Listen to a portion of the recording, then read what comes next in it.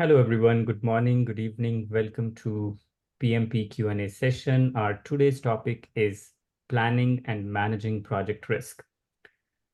Some topics are really important, like risk management, scope management, cost management, stakeholders, all the knowledge areas. So we will be having double sessions for each of these topics. So we previously had risk-related session. And now we are going to have another session regarding risk because risk is a very extensive topic. It requires a lot of understanding. So I added some new questions to have a comprehensive understanding of risk management. All right, so let me just share my screen and then we will start. All right, let's start. Question number 1.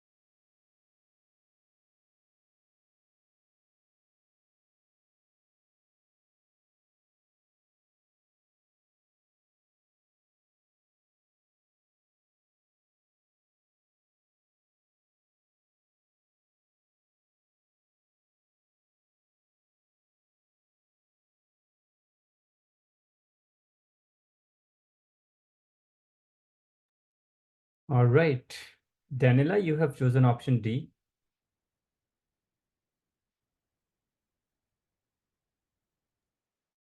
Yes. I chose option D because it seemed to be the most logical step to address and do something when the issue has been identified, which is a recurring risk, which happened or recurring means it happened multiple times. I wouldn't, it doesn't seem a good answer to adjust the team capacity next sprint. Definitely not. It needs to be addressed now. A workaround, no. You need a plan to address that recurring risk. So it was between C and D. And I didn't choose C because it talks about an action that you would take in the next sprint. So I didn't want to do something in the next sprint. I want to do something now. Therefore, it's D. All right. Integrated risk mitigation strategy. Yeah, that's it. Thank you. Robin, you have chosen option B. Yes, I had quite a bit of difficulty in this one, and I think it's my decision on B came from believing that the risk had been identified and analysed. So the next step would be to formulate a workaround and create a task to address the risk in the next sprint. So that's where I came from. All right. So you're saying risk has been identified and analyzed. So implement the workaround and create a task to address the risk in the next sprint. I understand the concept of implementing a workaround now, but what's the point of having a task to address the risk in next sprint? What's your understanding about this?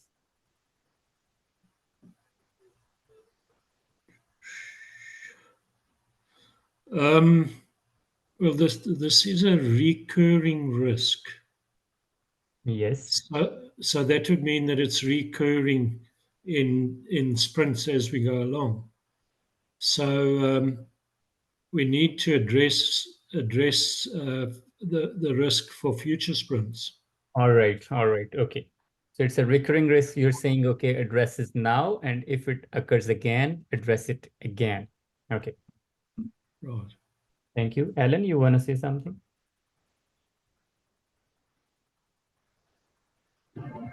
Yeah, can you hear me? Well, I have noise at here.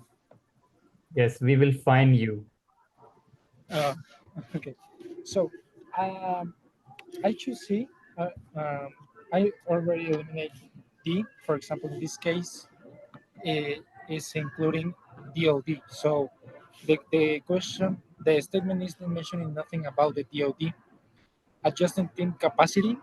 Being honest, I don't have like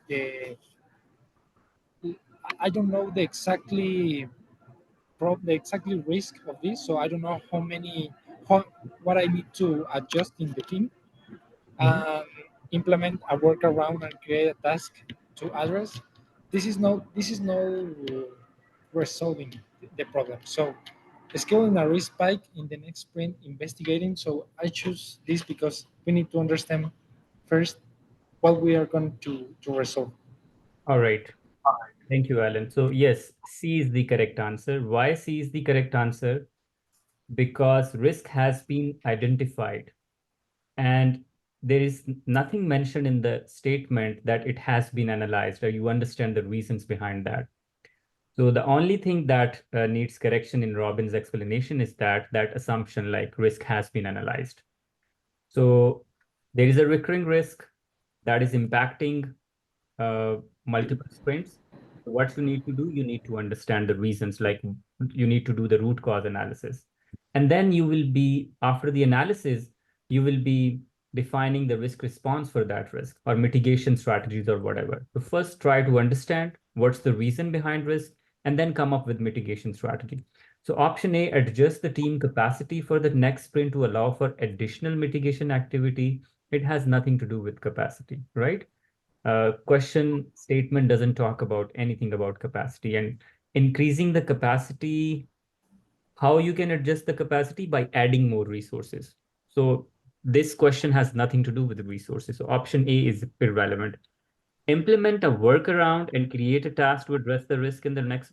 So workaround is a temporary solution that we apply, right? And for the risk that is occurred.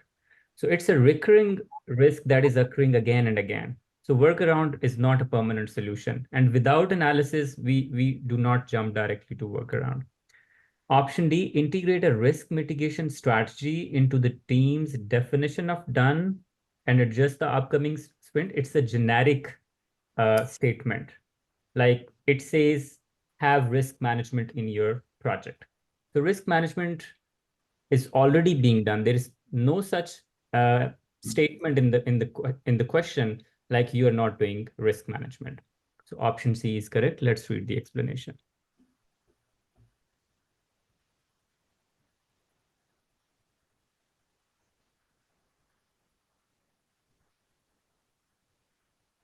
Right. So it enables the team to explore the risk in depth, experiment with solutions, and integrate findings into the project planning process. Right. Next question.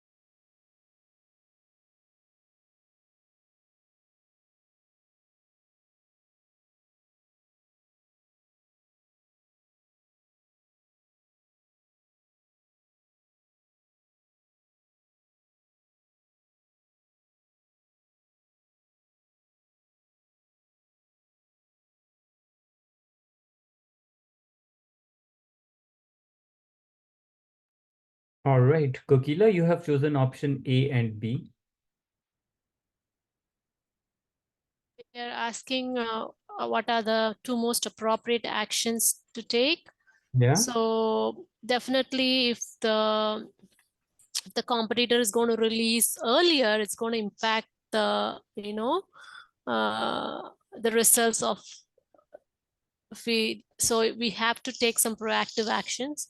So it's this situation we have to discuss with the project sponsor, and then we can see if we can adjust the product scope to deliver earlier. The option C, shift the incremental approach for early delivery. I I think they are doing that, but maybe they have to adjust the scope because if within the same scope, early delivery is not gonna, is hard. And evaluate the impact of incremental deliverables. I don't see that it has any, why we have to evaluate the impact. Um, Maybe we can evaluate what if we can deliver late, how the business is going to impact, and take appropriate actions. That would have make sense. Update the issue log. This is yeah, maybe can be considered an issue. All right. Yeah, I don't know that one. Update issue log. All right. Thank you. Mohan, you had chosen option B and C. Yeah, so the question is asking as to what are the two appropriate steps you need to take to address the competitive challenge issue, right? The competitors. And I felt like discuss and review the situation with this product sponsor really would not give you a solution. I picked B because there might be an option of adjusting the scope to have an early delivery. So that might be an appropriate action. And then C is, switching to an incremental approach, maybe delivering the first increment, which meets the market demands, whatever, right? D is basically saying evaluate the impact, but really doesn't talk about, okay, how does it address the competitive market launch? And E, I eliminated it because it's not an issue yet, right? So that's why there's no point on doing an issue. All right. Thank you. Okay. So correct option, let's talk about it. Option E, it's not correct. As Mohan mentioned, it's not an issue. So we won't be updating the issue log. So let's cross it here. So E is not correct. Options C, shift to an incremental approach for early delivery. We do not directly shift to an incremental approach. And this is in line with our understanding that we don't directly jump to solution, right? We do the analysis first. We try to understand the situation. So what's happening here, you got information like competitors are planning to launch a similar product sooner than you initially expected. Now, what you need to do? It means you need to deliver project earlier, right? This could be the solution. So how you would be doing that? First of all, you need to understand the situation. You need to analyze. And for analysis, the first action is evaluate the impact of incremental deliverables. You want to deliver the product early. The one way is to deliver incrementally, but before choosing this option, you need to understand overall impact of this option, whether you would be able to do that or not, what sort of projects you are working on, how many deliverables you would be delivering in first increment, what is your MVP. So first option is evaluate the impact of incremental delivery. So why I deleted option C? Because we do not directly do that.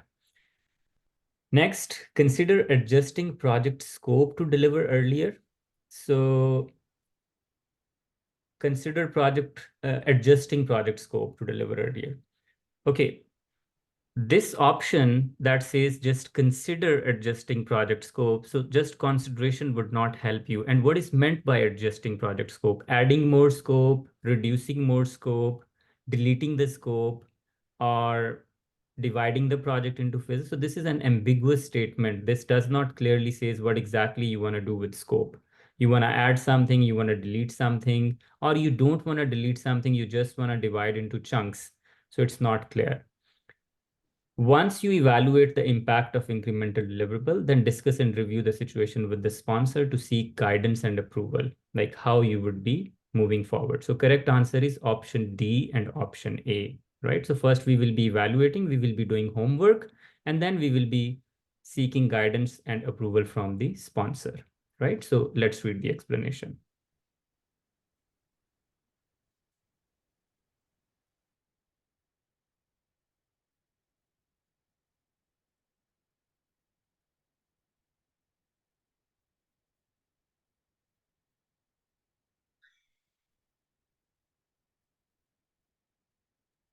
All right, so first you understand the situation and then you seek guidance and approval from relevant stakeholders. Next question.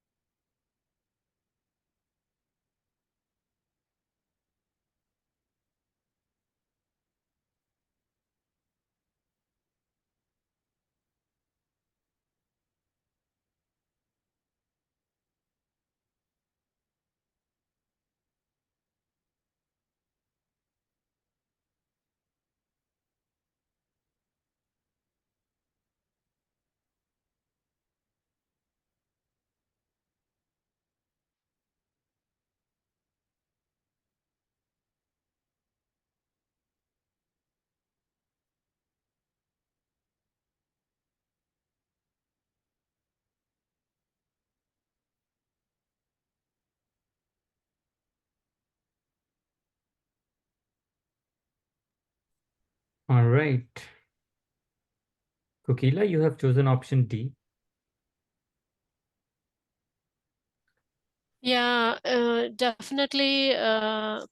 This is part of project manager's thing to allocate reserves. So option A is ruled out. It depends on the level of uncertainty in the project.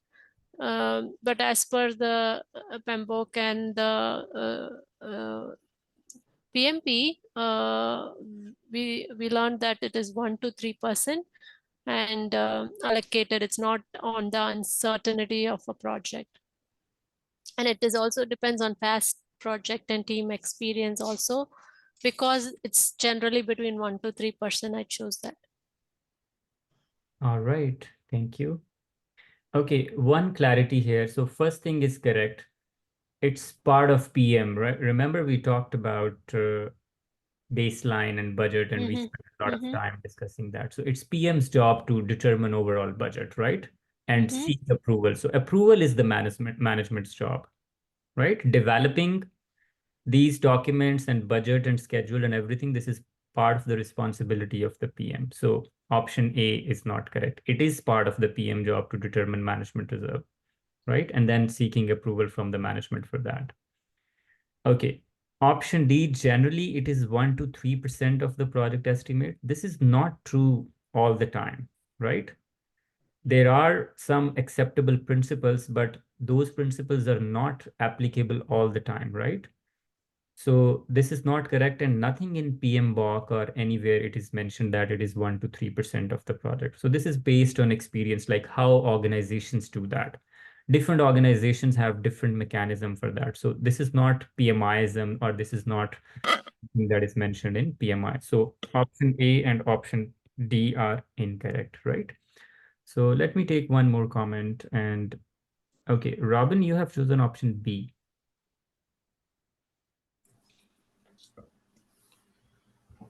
Yes, I also had a bit of difficulty with this one. But to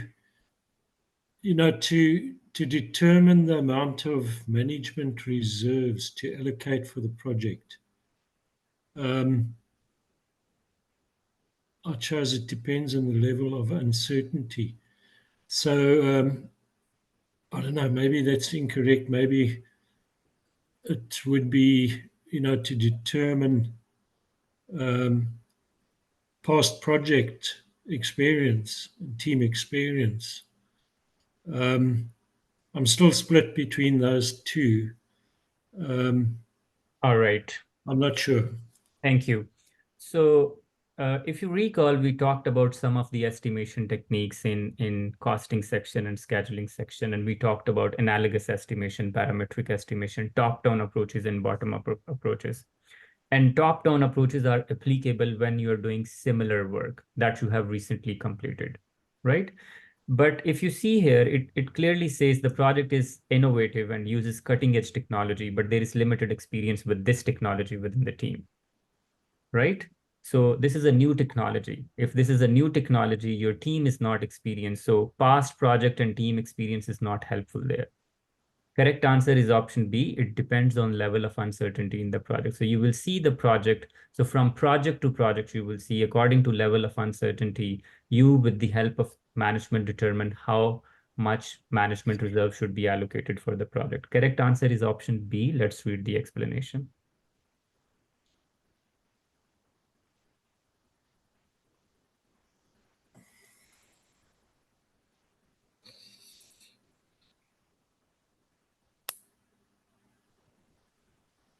All right, next question.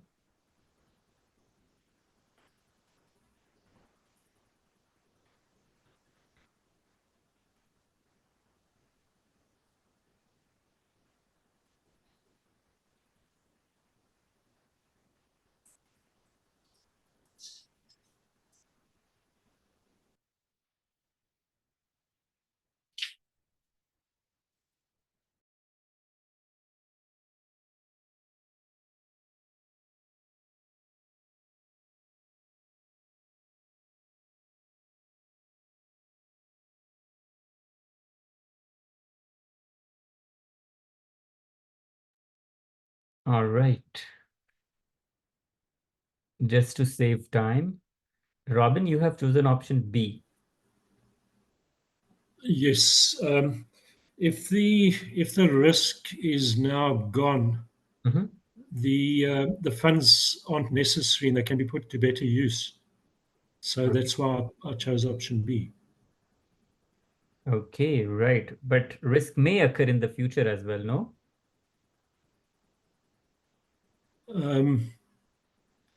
Well, what we've provided for won't occur because we've established that the certain risks are not going to occur. Perfect. So it's clearly written certain key risks are not going to occur. Okay. Thank you for explanation. But let me take one more comment. Okay. Kokila, you have chosen option A. Yeah, they are in the execution phase. So still the project is not complete, and we might not know if there is any, unseen risk. So I felt we should keep until the end of the project, and once the project is done, then release it to the organization. Great, good point. But Kokila, for unforeseen risks, we have another type of reserve, that is management reserve, right? So if there is an unforeseen risk, unidentified risk, we have another type of reserve for that, that is management reserve.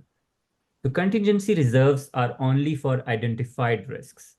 So for example, if you have Got risk it. A, risk B, risk C, so $50 for this, $70 for this, $100 for this. Now this 50 would only be used for A, and 70 would be used for B, and 100 would be used for C. If C is not going to occur, you have additional $100.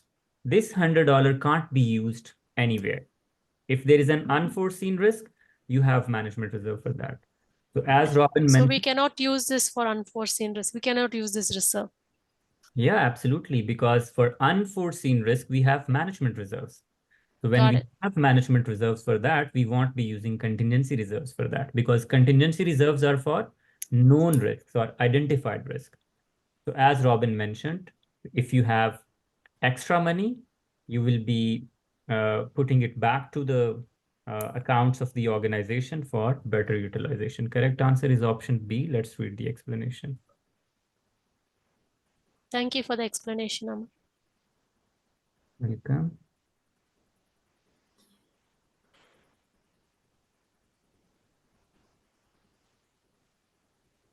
All right, next question.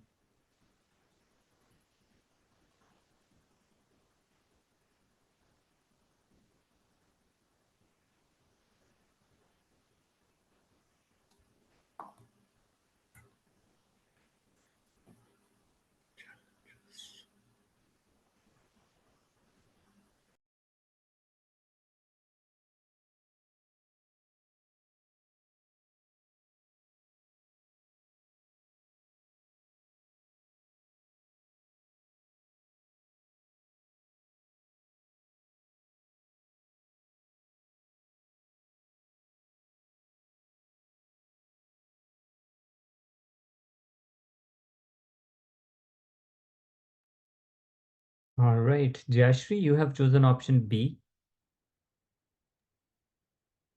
Yes, am I audible? Yes, go ahead. Okay. So option B seems to be more suitable because the risk seems to be retained at the same level, only in point B. Mm-hmm. Because A, C, and D, though the level of decrease in risk is more or less, but it is decreasing in whatever speed it is. But at B level only it is maintained to be the same, the risk level. So that is where I think we need to show the spike. Okay.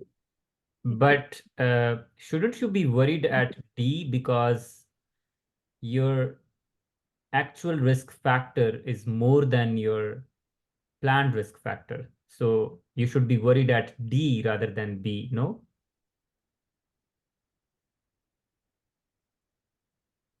No, even at B, it seems to be higher than the actual, Okay. than the ideal one, right?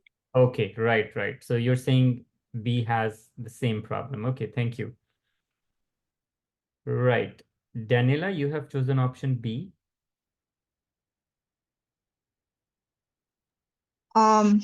Yeah, it was either B or D. Obviously not A and C because they're under the ideal trend. I haven't chosen D because it's actually on this graph. It appears that D it's a lower risk. So that's why I chose B, because it is a higher risk on the chart. Okay. How do you determine like it's higher risk? Because it's on the top, that's why? Yes. Really? And it happened actually, now that you are saying that, so it happens earlier in the project. Well, it's always worse when it happens later in the project. Yeah. So Frankly, I don't know. So it's actually worse when it happens later. yeah. However, it's thinking this is a burnout. Oh yeah, okay. I'm changing my mind. I'm choosing D. Okay. I don't know if it's correct, but because it happens very late in the project, it's Okay. actually quite dangerous. Yeah. Okay, thank you so much. So question is about spike, and you all know what is a spike. Spike is a time-boxed meeting for investigation of risks. Investigating project uncertainty, what you do, you schedule a spike. It's a time-boxed, fixed duration meeting that you specifically schedule or conduct to investigate risk. So what's happening here in A, risk is going down steeper than planned, which is really good thing. So you don't need to investigate anything. What's happening in C? Same thing. Risk is going down, steeper than planned. So you are happy here. You need not to be worried about. What's happening in D? Although the risk factor is higher in D, but still it's going down. It's reducing. You understand that? It is above the line, but it is still going down. It is reducing. So there is no stagnation. The problem is at B. At B, it is supposed to go down like this, but actually it's straight. So you investigate why risk factor is not going down despite the fact that it should go down as per our planned line or ideal line. So you conduct a spike here to investigate what's going on here. So correct answer is option B. Let's read the explanation.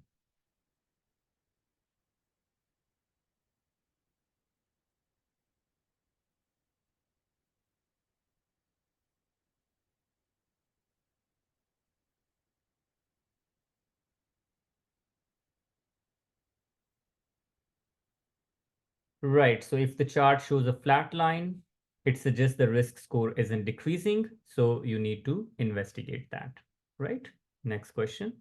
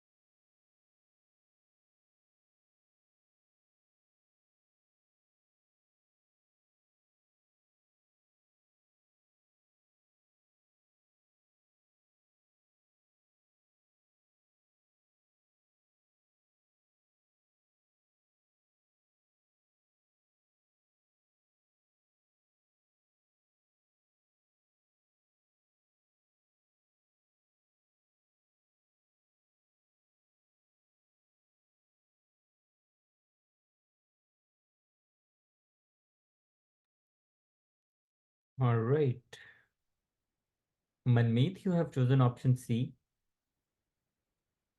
The only reason I picked option C because that seems to come up with the solution that we do have contingency plans, reserve, sorry, for the identified risk. And it was a risk.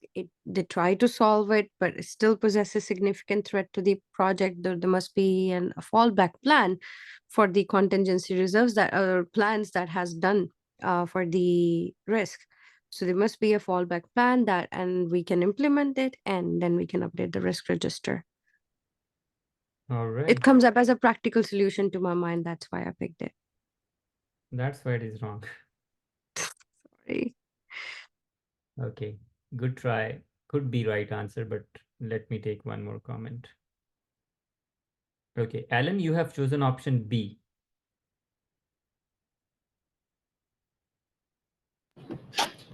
Yeah. So I go for B because in this case we need to document lesson learned. Why? Because the action plan or sorry, the response strategy that I choose was not correct. So I need to document first that what was wrong, and then start with the meeting. I don't know. Right, thank you. Feel nervous to the final. Right, so you're saying whatever happening is happening, let it be, let's sit down, chill, relax, and talk about lessons learned. So have you all seen that photo of a little kid, a girl?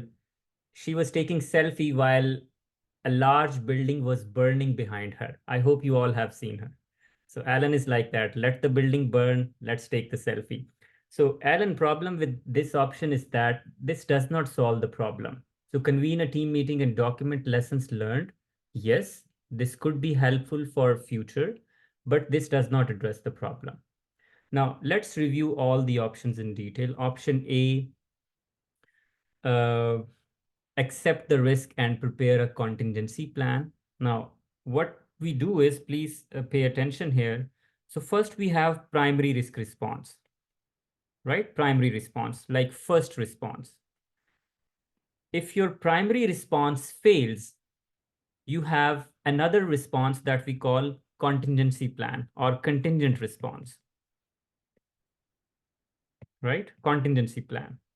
So normally what we do is when we plan primary response, we also plan contingency plan. So primary response is your response A and contingency plan is your plan B. So if your plan A fails, you have plan B that you implement. So normally we do that when we have a key risk as it is indicated in question, we have plan A and plan B. If plan A fails, we will be having plan B.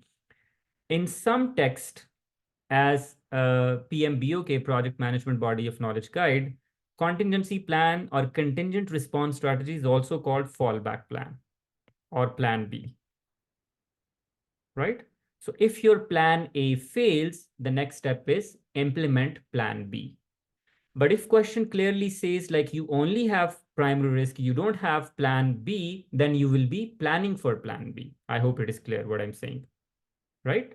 So first you implement primary risk response strategy. If it fails, then you have fallback plan or contingent response strategy. Now, if you understand this, option one, accept the risk and prepare a contingency plan. This makes sense. Yes, we can make a contingency plan, but why we are accepting the risk? Accepting risk means doing nothing. If you accept a risk means you do nothing. This is not what we're doing here, right? So there is a risk. We need to respond to that. If we need to respond to that, option A is incorrect. Convene a team meeting and document lessons. I have talked about it. It is helpful, but it doesn't address the problem in the question. Conduct root cause analysis and update the issue log. So how this is going to helpful in this situation? This again, it doesn't solve the problem, right? So if you see, it says you realize that the response is not effective and the risk still poses. So risk is still there. So updating the issue log would not be helpful.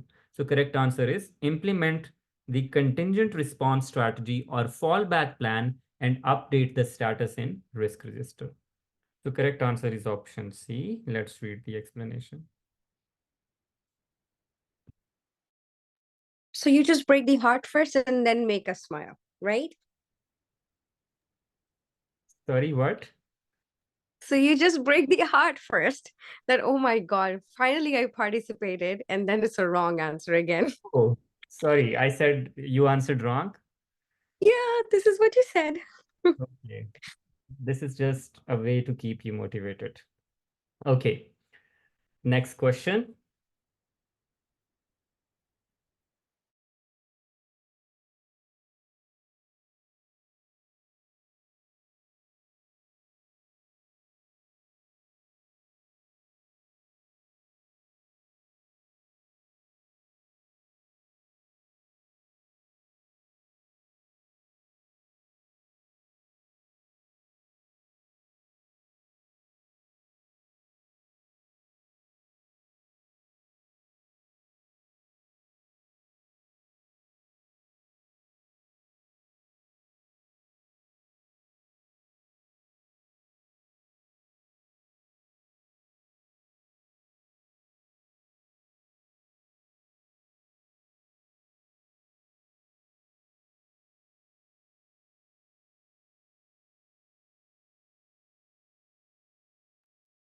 All right, Kokila, you have chosen option B.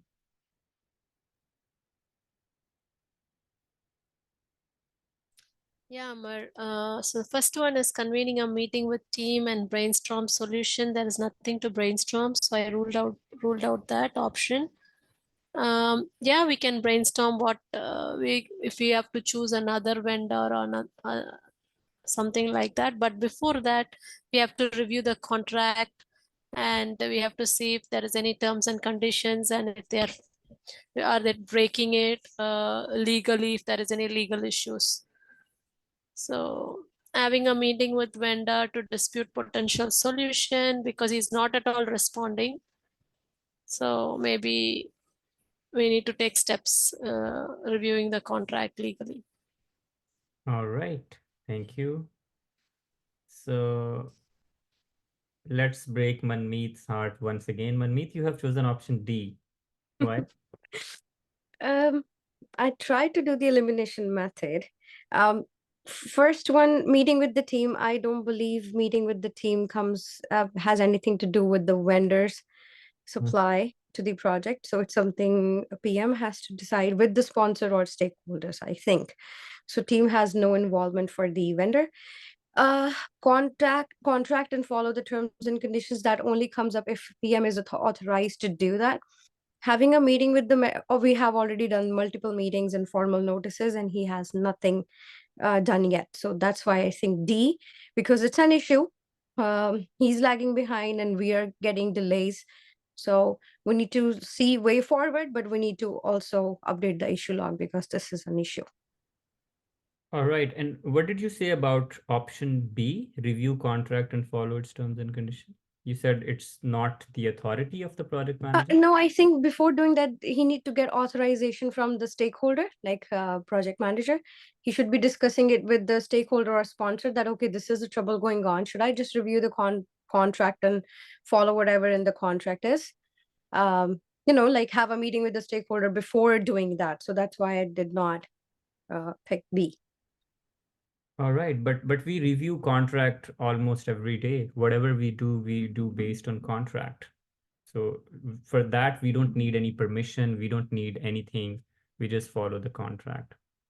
So following the contract does not require any approval. It is already approved. When a contract is signed, now PM is authorized to act according to the contract. All the parties are bound to act according to the contract. Okay, good try. So you're saying it's an issue log. So you're saying it's an issue and you would be updating in the issue log and come up with a way forward. All right, thank you. Robin, you have chosen option C.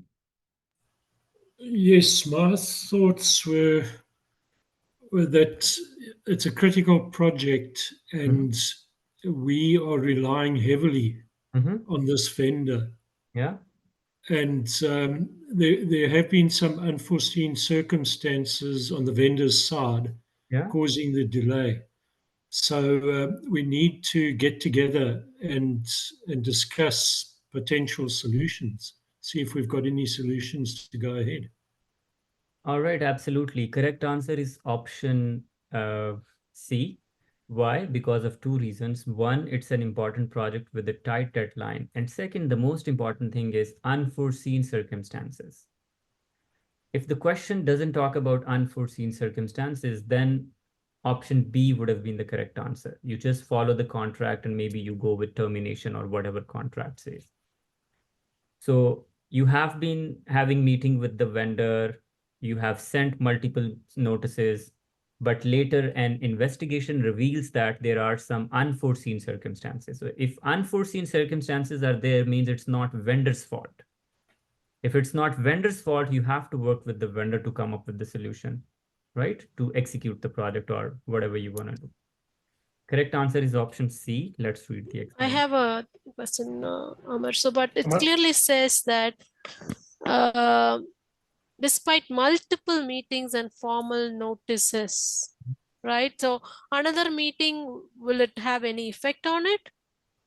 Yes, because there is no other way. It says an investigation reveals unforeseen circumstances. So it's not vendor's fault. As long as it's not vendor's fault, vendor is not intentionally delaying the project, you have to work with the vendor. You have to come up with the solution, right? So it's an unforeseen circumstances which is not in control of the vendor.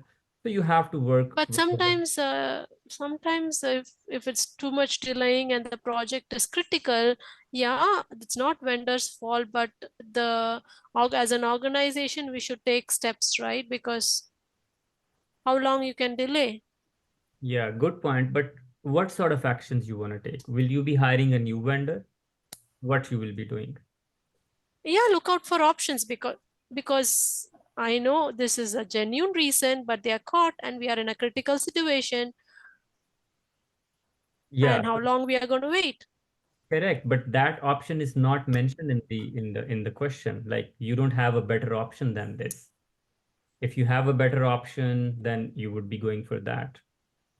So as long as it's not vendor's fault, then you have to work with the vendor. Otherwise, if it is vendor's fault, if it is not unforeseen circumstances, then definitely you will be, as I mentioned, going for termination or hiring a new vendor or doing something else. So you have sent notices and meetings have been conducting, but nothing happened. And then later on, an unforeseen circumstances, an investigation reveals due to unforeseen circumstances, whatever was happening, right? Now you have to work with the vendor. You don't have any other option. If you have better option, definitely you would be going for that. But in the statement, there is no such option in front of your screen. Okay.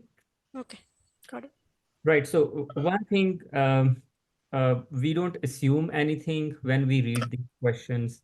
We stick to the data that is available. So whatever you're saying, that makes sense, but nothing is in the question that leads to another option. So the better option among the available option is work with the vendor, as it's not vendor's fault, right? Let's read the explanation.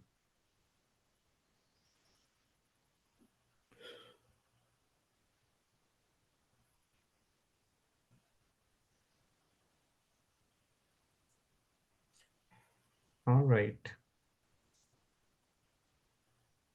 Next question.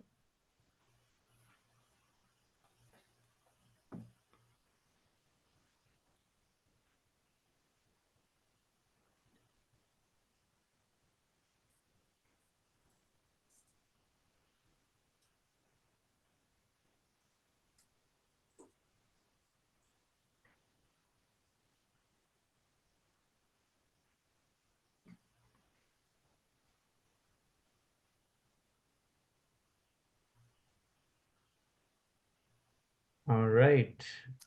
Mohan, you have chosen option C.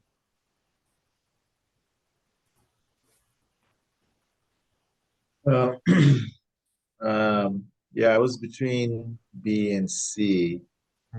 I mean, I think B actually makes more sense in terms of you're avoiding the risk by hiring a new programmer. For a second, I also thought that you're accepting that risk. Okay. So what is meant by risk acceptance, Mohan?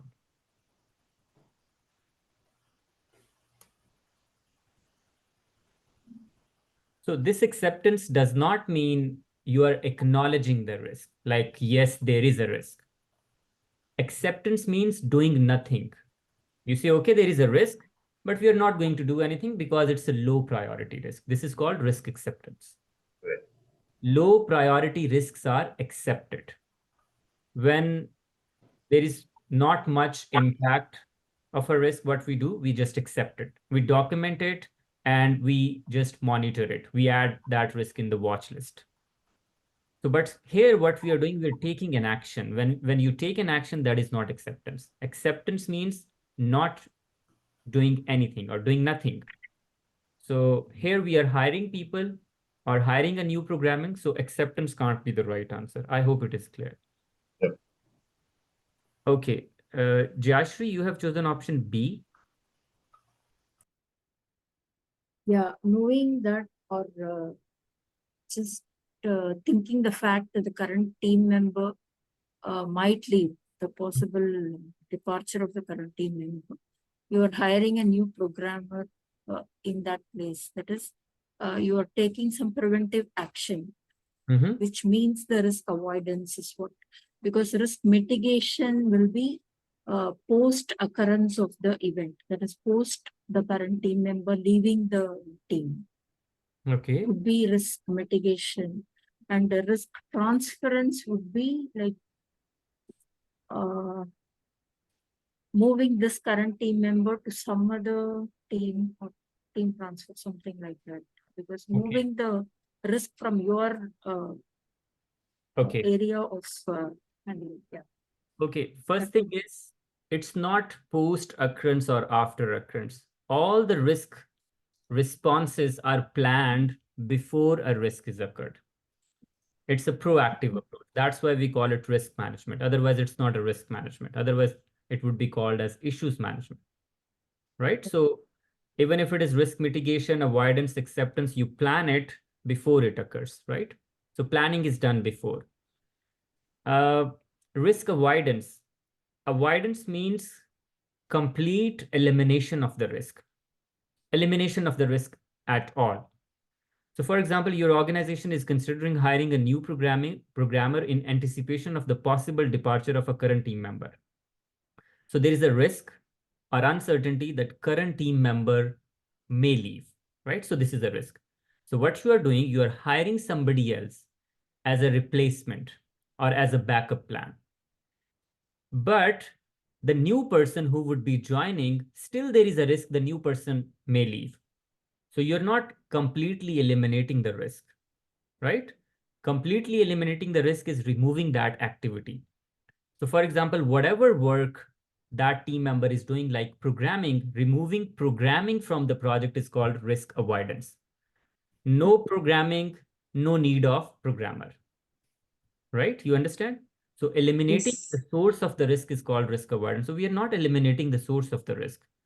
Even if we are hiring a new team member or new programmer, there are still chances or there is a probability the new person may leave. So risk is still there. But what we are doing, we are minimizing the impact of the risk. So for example, if your team member leaves and then there would be a gap, so you mitigate that gap. So to minimize the impact of a person who is leaving the project.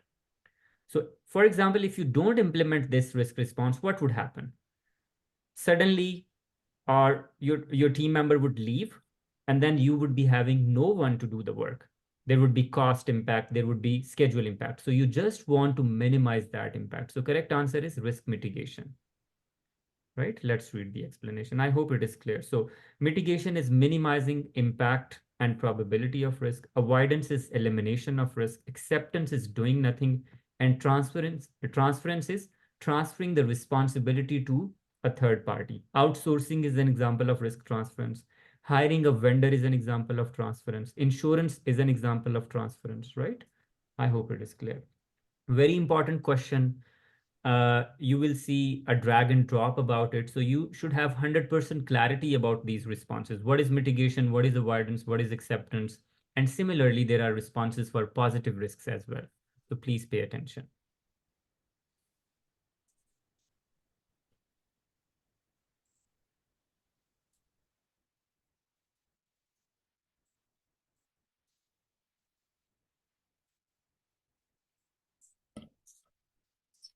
All right, next question.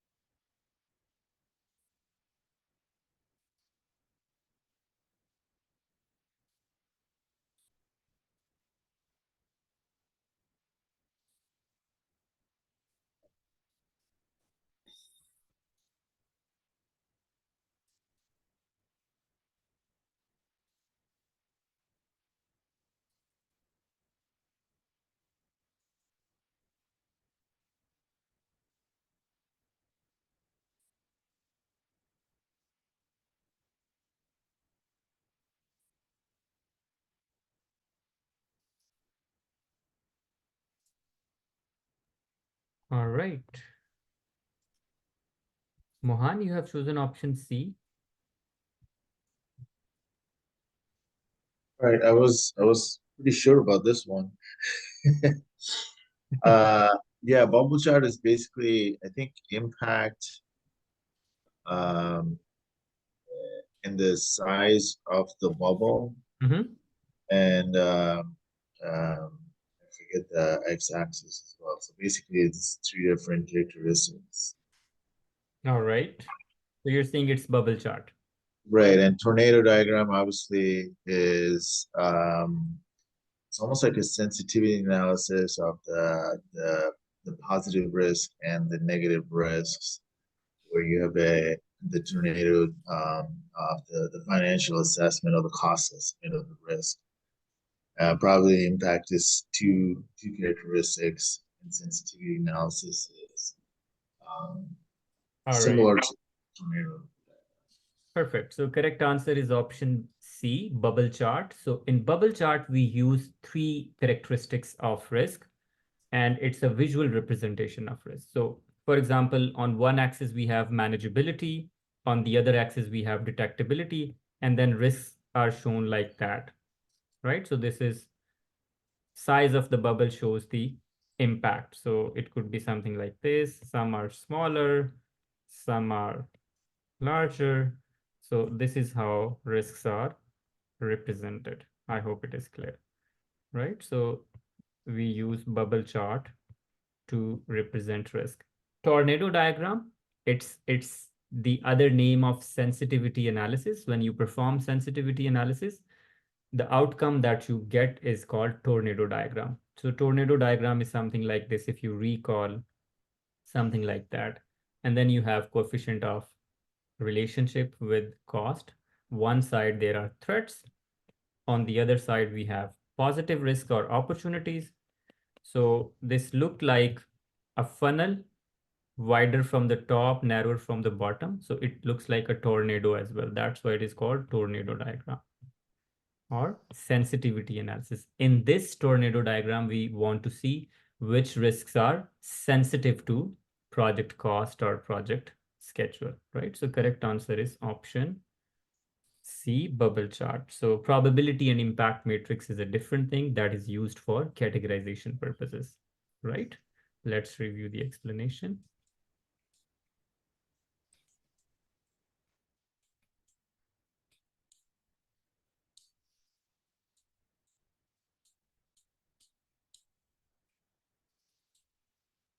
All right, next question.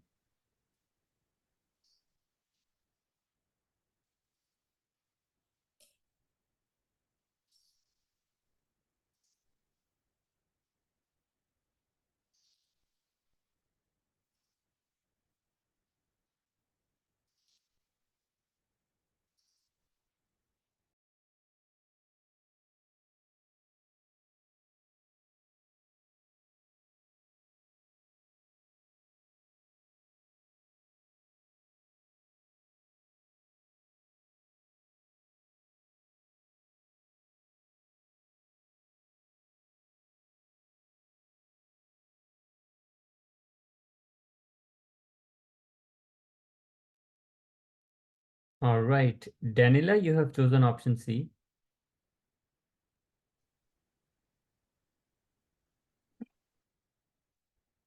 Yes,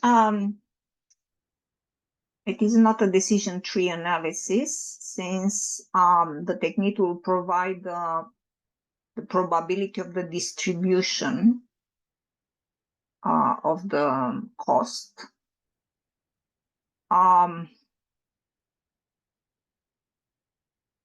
I believe I recall that the Monte Carlo simulation actually addresses this. I'm not 100% sure, but that's what I picked. All right, thank you. Sorry if it's not a very detailed explanation. It's okay. Mohan, you have chosen option C. Right, I think yeah, I chose Monte Carlo because it shows the bell curve of the probability distribution and um, the various cost and the schedule outcomes. So you can then do a quantitative analysis as to understanding what the probability is and how much it costs in terms of dollar amount, and also schedule. EMV is basically like the static, where you're predicting, estimate to complete and all that stuff. And sensitivity analysis and decision tree, I basically eliminated. All right, correct. So correct answer is Monte Carlo simulation. As in the question, it says that this technique simulates the combined effects of individual risk to predict the overall project outcome. So if you recall, we talked about it in detail, so something like that. So here we have forecasted budget. It could be duration as well. And here you have probability or chances. So 0.1, 0.2, 0.3, 40%, 50%, 60, 70, and so on.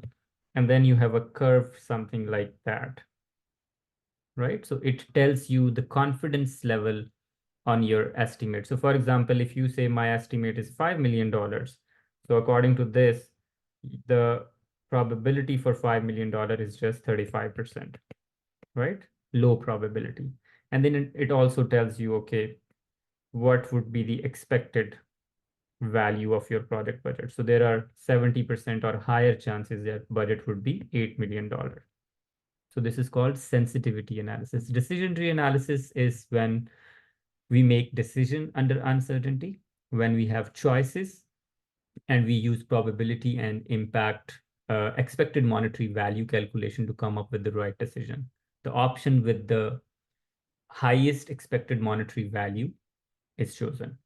Sensitivity analysis, we have already talked about it, and expected monetary value, as Mohan mentioned, it is probability into impact. It's a simple static estimation of total project expected monetary value or amount of reserves you need. So correct answer is option C. Let's read the explanation.